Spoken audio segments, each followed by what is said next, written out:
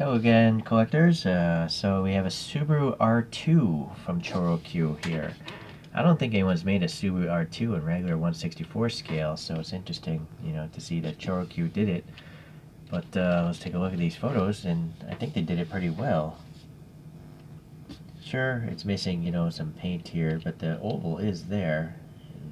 Missing paint there. This must be like the STI version, there's a vent there. So this is a K-Class car, meaning it's 660 cc's and pretty lightweight, 880 kilos. It was available between 2003 and 2010. Alright, there we go. It's actually a four-door as well. I wouldn't have expected that. Okay, well, let's see what other details are in this thing. So it has your standard chromed 5 spokes here by ChoroQ. The paint is really nice. It's a nice metallic blue. And then, interesting, the door handles just has that arc there. I guess it's part of this little line. The actual part you pull. Fuel filler door is represented there. Yeah, I wish there was some silver paint in those lights. And maybe it would have been nice to write R2 or something there instead of just a yellow plate. And then, yeah, these look obviously pretty weak. It would be nice if they printed on graphics like, say, Hot Wheels does. A really dark smoked canopy to hide the motor. This side looks good as well. And then you got the really tall, or high up taillights painted red. And then area for the printing, but they didn't actually print the Subaru badge, unfortunately. Number 13, I think this is a regular release. And this is back from 2004. Okay. So, we're going to do a wheel swap here. I rather like those 4 spokes I showed on the first photo, because you just don't see many 4-spoked wheels in general, right? It's always 5 or more spokes. So the less spokes, the less common it becomes, it seems. Excuse me. I got some cat hair. I got a lot of allergies here.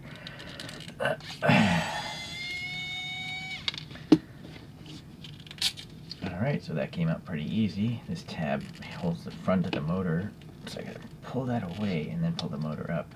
Okay. So I'm gonna do a JDM slam duck, but I need to fill in this gap here.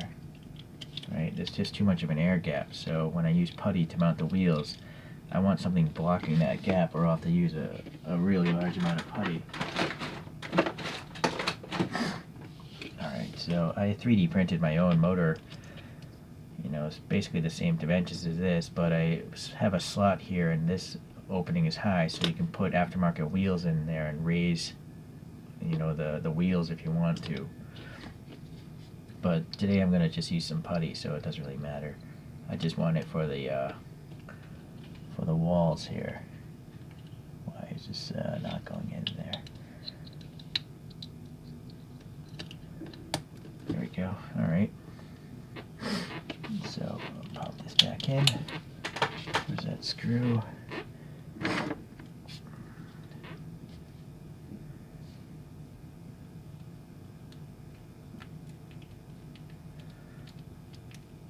Alright. So I 3D printed those 4 spokes that you see in the first photo, and there's like an indication of a brake system back there. It's all part of the same 3D print though. So I gotta pop these tires back on these guys.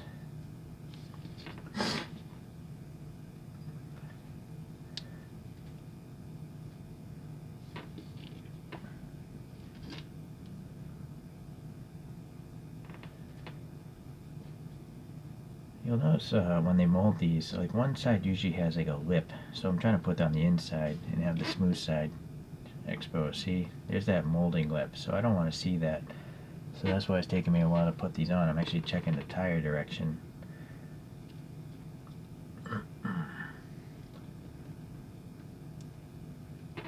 Okay. I don't know if there's extra rubber flash or if I just scraped out the paint, but now I need some silly putty. Well, it's not silly putty. It's actually Patafix Pro Power is the one that comes in gray. Here, I actually have the packaging here. This stuff here. Okay. So work out a couple blobs of this. And what's great about this Patafix stuff is it doesn't leave any marks, and it never hardens, so you can use it repeatedly for anything really. I think it's really meant to hold things onto walls without damaging the wall.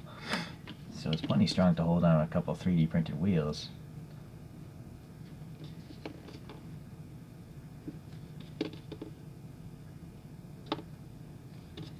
I designed these wheels to actually fit this drivetrain, but I want to go with the Slam JDM look, you know, with a lot of camber. So now that I have this wall here, I don't need as much putty.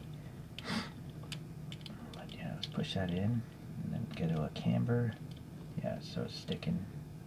Yeah, that works.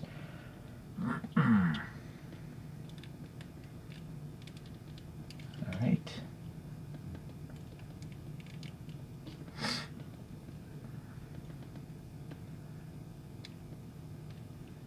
Alright, so, and then with the putty you could actually steer the wheels as well, but this time I'm just going to go with the straight set here. Yeah, it doesn't look so good from the bottom, but you can't tell it's even there from the top view, so it works for me. Let's pull out one of these spin coasters.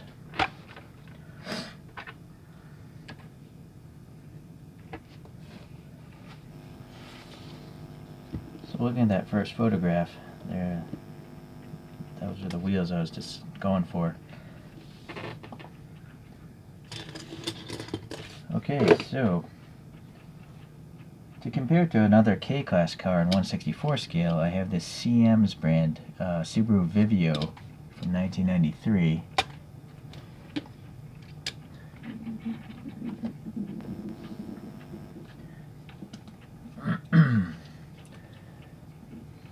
Yeah, let's get the top view there. And then in an actual 1/64 scale, I have this JKM branded Subaru. I think it's a WRX of some sort. Alrighty.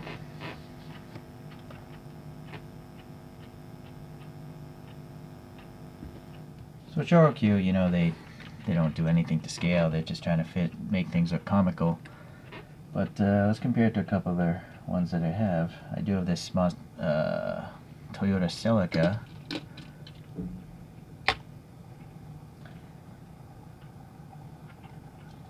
And a smaller one would be a Suzuki Skyline RSX.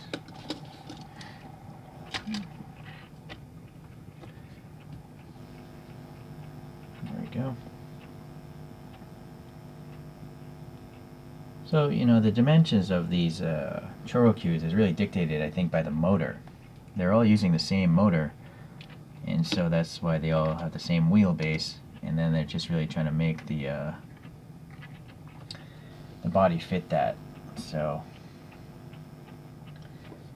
a small K-Class vehicle like this actually doesn't look that comical, but when you take a large vehicle, you know, and compress it down, that's when it looks really, really comical.